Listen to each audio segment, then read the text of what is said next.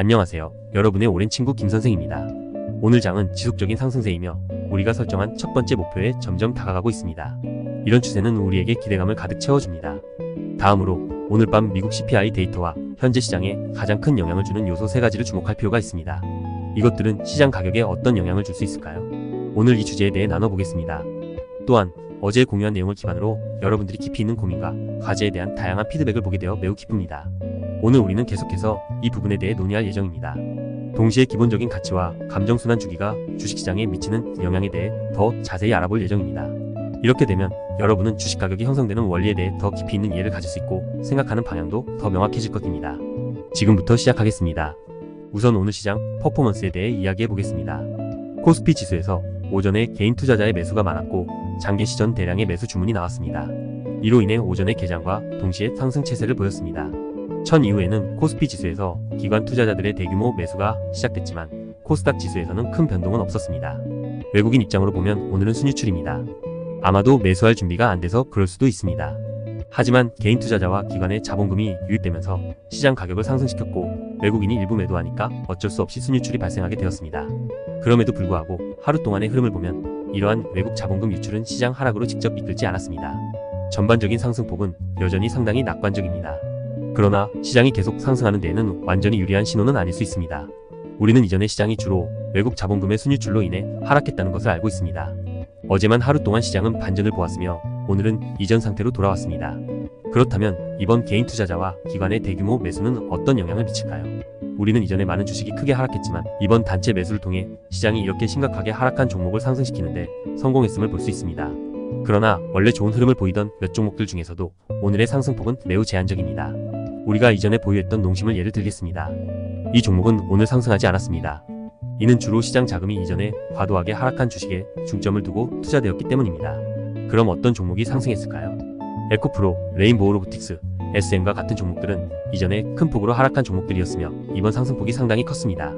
오늘은 삼양식품을 관심하는 친구도 있고 어떤 부정적인 소식이 있는지 이번 하락 흐름은 왜 나타났는지 물어봤습니다. 사실 특별한 이유는 없는데 현재 자본금이 여기에 집중되지 않았기 때문입니다. 이러한 종목은 방어적인 종류로 시장이 하락할 때 안정적인 실적을 갖고 있기 때문에 그 흐름을 유지할 수 있습니다.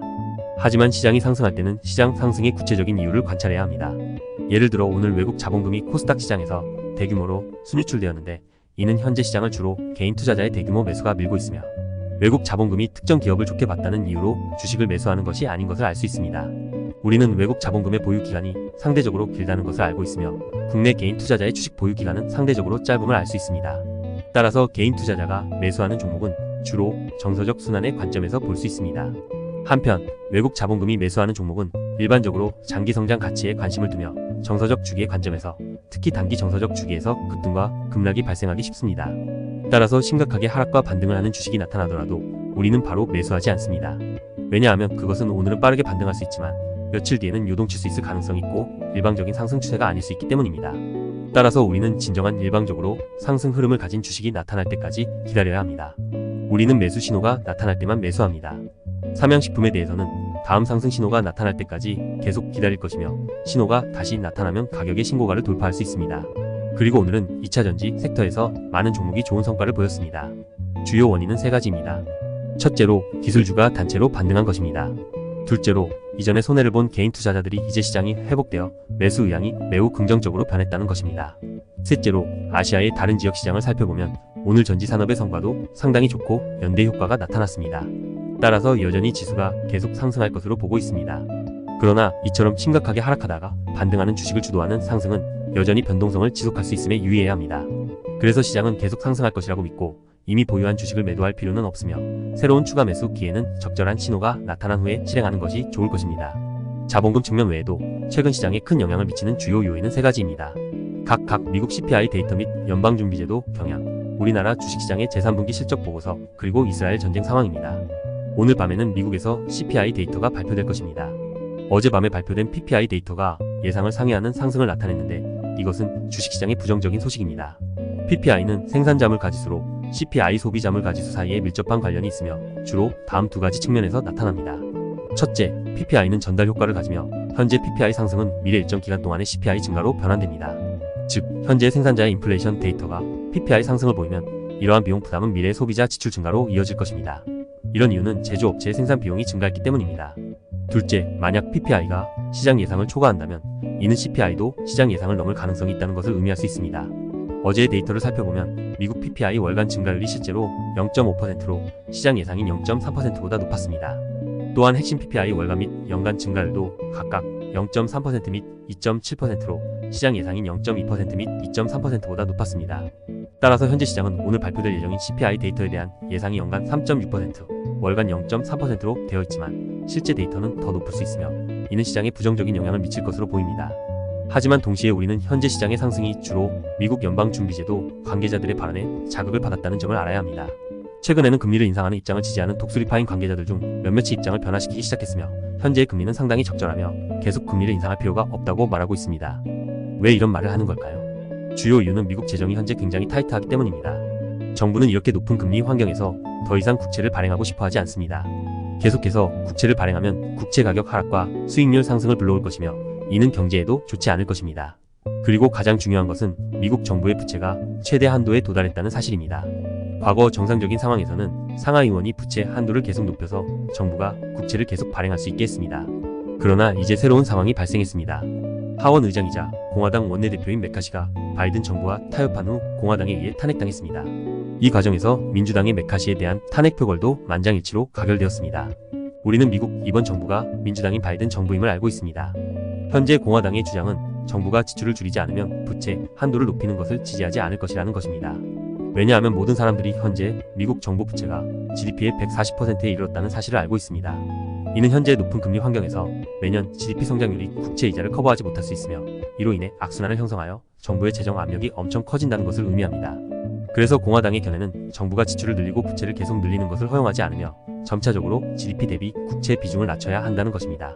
하지만 공화당의 원내대표인 메카시는 미국 국채 신용을 보호하기 위해 중요한 시점에서 여전히 바이든과 합의에 도달하여 정부 부채 한도를 일시적으로 높였습니다. 이로써 메카시는 미국 건국 200여 년 만에 처음으로 탄핵된 하원 의장이 되었습니다. 이 사건은 엄청난 영향을 미쳤습니다. 왜냐하면 이후에 하원 의장 누구든지 바이든 정부와 타협하지 않고 공화당의 원칙에 따라 미국 정부 부채를 줄이고 지출을 삭감하려고 할 것입니다. 즉 미국이 계속해서 국채를 발행하면 향후 디폴트 채무 불이행 위험에 직면할 수 있습니다.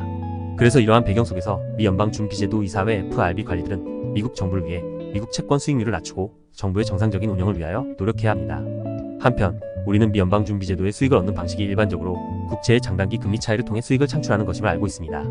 하지만 이 수익은 올해에는 1,000억 달러로 적자 전환되었습니다. 다시 말해 미 연방준비제도는 국채 차익 거래를 통해 수익을 창출하던 방법이 현재는 자체 통화 정책으로 큰 손실을 보고 있다고 들었습니다. 심지어 그들은 감원도 하고 있다는 소문도 들려오고 있습니다. 모든 이러한 요소들은 미래 금리가 계속 인상되는 것을 억제하는 중요한 요인입니다. 그래서 우리는 현재 미 연방준비제도의 관리들이 이전보다 보수적인 발언을 하고 있다는 것을 알 수 있습니다. 그들은 더 이상 금리를 인상해야 한다는 견해를 쉽게 언급하지 않으며 지속적으로 시장에 새로운 기대를 제시하고 있습니다. 다시 말해 금리가 더 이상 인상되지 않을 것이라는 새로운 예상을 시장에 알리며 간접적으로 미국 국채 수익률을 낮추도록 호소하고 있습니다. 만약 여러분이 미국 국채 수익률 및 미국 국채에 대해 아직 이해가 부족하다면 저는 미래에 대해 계속해서 설명해 드릴 것입니다. 이것은 이전에 공유한 내용입니다. 그리고 나중에는 정부 부채와 수익률 간의 관계에서 이에 관한 영향 요인에 대해 자세한 토론으로 진행할 시간을 가질 것입니다. 하지만 우리는 미국 통화 정책이 완화 경향을 나타내기 시작하면서 시장 신뢰도가 점차 회복되고 있다는 사실을 알고 있습니다. 따라서 며칠 동안 미국 주식시장은 크게 상승하였고 우리나라 주식시장도 점차 반등하고 있으며 반등의 힘도 상당합니다. 그렇다면 만약 CPI 데이터가 부정적이라면 어떤 일이 발생할까요? 먼저 시장에는 부정적인 영향이 생길 것입니다. 이는 필연적입니다. 하지만 우리는 주식시장의 추세가 계속해서 상승할 것이라는 것을 알고 있습니다. 왜냐하면 CPI 데이터에 상관없이 미국 연방준비제도가 이미 인플레이션에 대한 우선순위보다 정부의 재정 안정성과 국채 신용을 먼저 보호해야 한다는 것을 분명하게 하고 있기 때문입니다. 모든 것이 안전해지면 금리 인상 여부를 고려하겠지만 현재로서 금리 인상의 주요 목적은 인플레이션을 낮추는 것입니다. 또한 현재 시장에는 이스라엘과 팔레스타인 간의 분쟁이라는 새로운 위험이 있습니다. 현재로서는 레바논과 시리아가 이미 전쟁에 휩싸였고 예멘의 후사 무장 단체도 미국이 개입하면 이스라엘을 공격할 수도 있다고 경고하고 있습니다. 이러한 상황은 제7차 중동 전쟁으로 볼 수 있고 이 전쟁은 점차 확대되는 추세입니다. 원유에 영향을 미치는 요인도 많기 때문에 원유 가격이 현재 하락하고 있습니다. 전쟁의 영향 이외에도 러시아와 사우디아라비아의 감산 종료 시기와 관련된 요인도 있습니다. 현재로서 러시아는 감산 시기를 연장하려는 의향을 가지고 있으며 사우디아라비아는 올해 말에 감산을 중단하고 증산하려는 의도를 가지고 있습니다. 이것은 미국과 사우디아라비아가 맺은 합의입니다. 전쟁으로 인해 원유 가격이 상승하면 미국의 인플레이션에 영향을 미칠 수 있으며 미국 인플레이션 재상승을 유발할 수 있습니다. 그래서 미 연방준비제도 관계자들도 현재 입장이 상당히 어렵습니다. 한편으로는 인플레이션을 통제해야 하지만 다른 한편으로는 정부가 부채 문제를 해결하는 데 도움을 주어야 합니다. 어떤 분들은 이때 미 연방준비제도는 독립된 조직이며 정부의 간섭을 받지 않는다고 할 수 있지만 실제로 미 연방준비제도와 정부 간의 관계는 매우 밀접합니다. 특히 트럼프 대통령 임기 동안에는 트럼프 대통령이 개인적으로 미 연방준비제도 폐대에 이자율을 인하하거나 새로운 통화를 발행하라고 여러 차례 요구한 적이 있습니다. 따라서 정부는 미 연방준비제도 폐대에 상당한 영향을 미치는 것으로 알려져 있습니다. 최근 우리가 주목하는 주요한 외부 요인은 미국 연방준비제도 당국자들이 금리를 인상하지 않고 동결하는 입장을 보이면서 시장 상승을 견인하고 있습니다.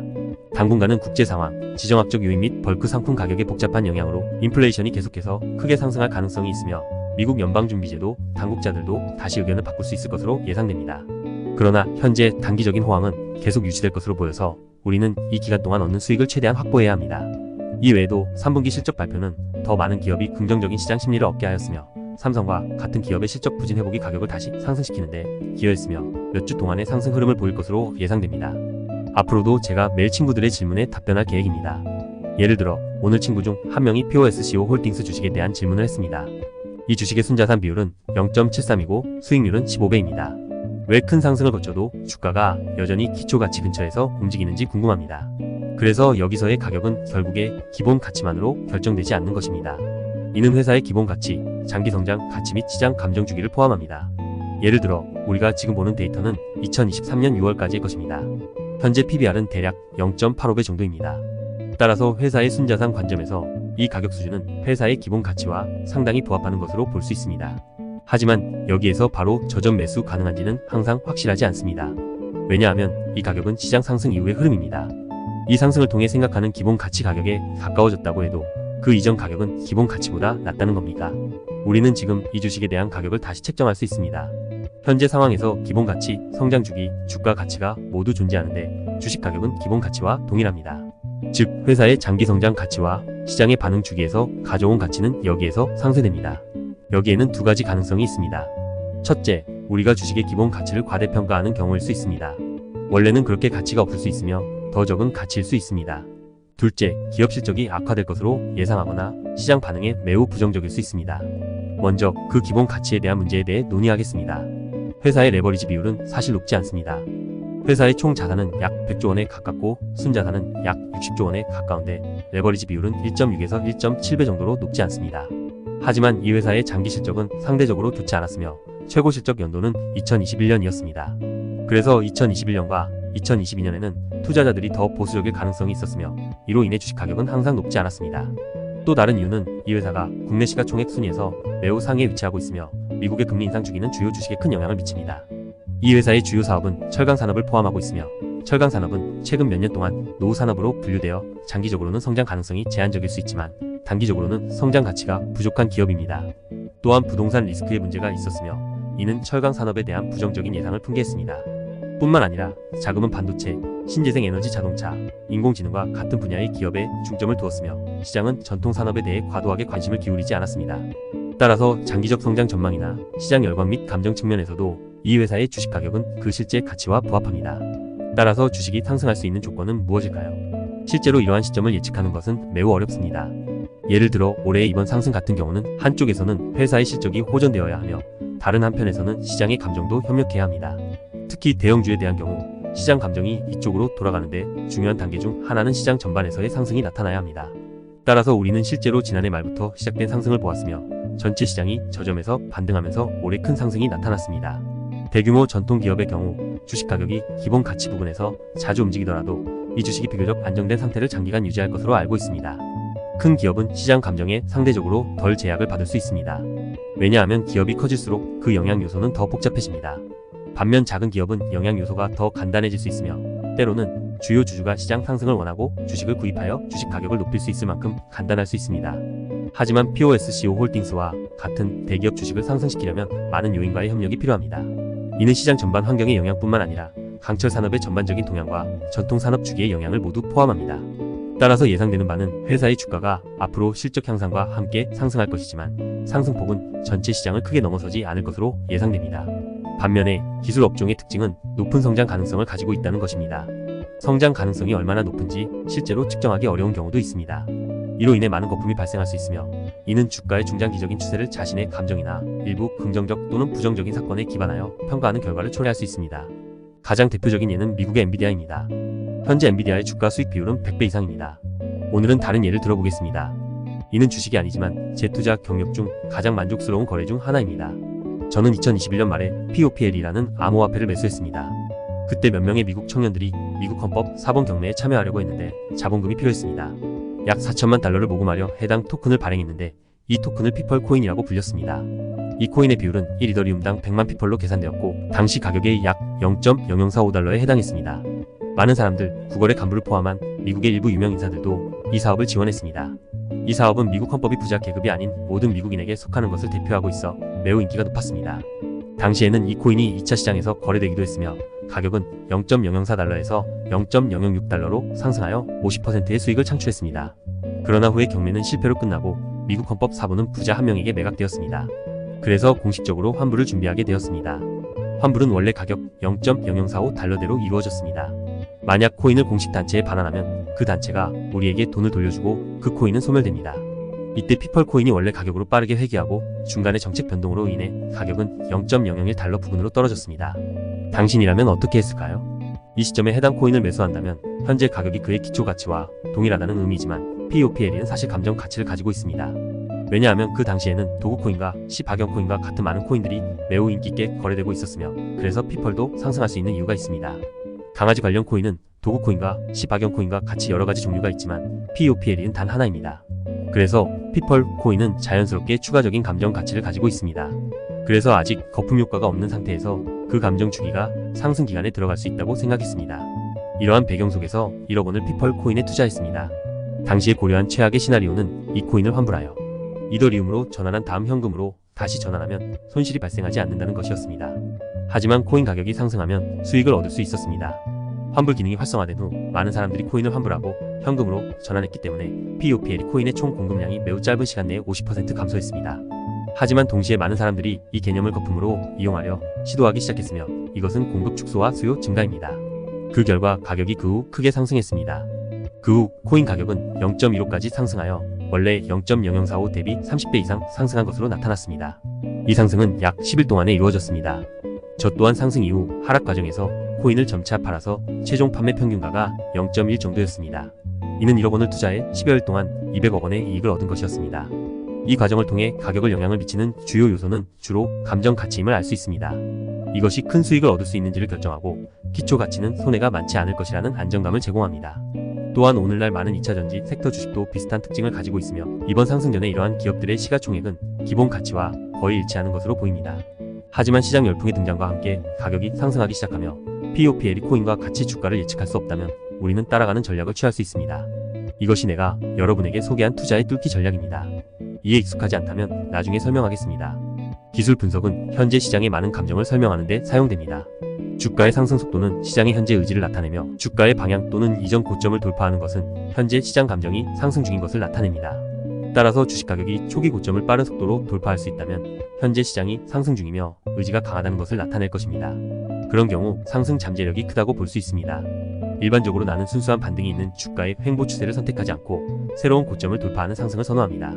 왜냐하면 상승 중일 때 얻는 수익은 종종 10% 또는 20%가 아니라 2배, 5배 또는 10배 이상이 될 수 있습니다. 반면 요동치는 시장에서는 명확한 상승 기간을 보기 힘들어 수익이 제한적일 수 있습니다. 이때 시장에서의 이익을 억지로 취할 필요 없이 다음 주식으로 넘어갈 수 있습니다. 나중에는 거래 신호의 세부 사항을 다시 설명해 드리겠습니다. 동시에 우리가 기업의 성장을 통해 기초 가치를 예측하고 주식의 가격 설정할 수 있다면 현재 가격이 비교적 안전하다고 판단할 수 있습니다. 이렇게 양쪽이 협력하여 윈윈의 상황을 얻을 수 있으며 이는 우리의 수익을 극대화하는 데 도움이 됩니다. 그러면 이전에 여러 번 언급한 종목 선택의 4가지 요소에 대해 명확히 이해하게 됩니다. 1. 주식 가격 흐름. 2. 기업 성과. 3. 기업 가치. 4. 자금 유입과 유출. 이 몇 가지 원칙은 이틀 동안 공유한 내용에 모두 반영되어 있으며 이것이 종목 선택 전략의 의미입니다. 내일 저녁에는 감정신호, 감정의 상승, 하락 및 무감정 기간에 대한 내용을 계속 공유하고 미래 가격에 미치는 영향 및 감정의 상승 기간에 포함된 신호에 대해 논의할 것입니다. 매일 밤 채팅방 문자를 잘 확인하시기 바랍니다. 오늘 공유한 내용을 마무리하면 먼저 오늘의 시장 및 자본금 흐름을 분석했고 그 다음 현재 주식시장에 영향을 미치는 3가지 주요 요인에 대한 분석과 해석을 진행했습니다. 그리고 미래 일정 기간 동안의 흐름도 예측했습니다. 이 밖에도 어제 배운 주식의 기초가치에 대한 토론을 진행했으며 그리고 오늘은 새로운 내용을 공유했습니다. 오늘은 주식의 기초가치와 감정주기가 어떻게 상호작용하는지 우리에게 목표를 넘는 수익을 제공하는지에 대한 내용을 공유했습니다. 이상은 오늘 공유한 모든 내용입니다. 내일은 시장 신호를 기반으로 적절한 종목을 선택하거나 기존 종목에 추가 매수하여 이번 상승 시장의 이익을 최대한 활용할 것입니다. 그럼 내일 뵙겠습니다.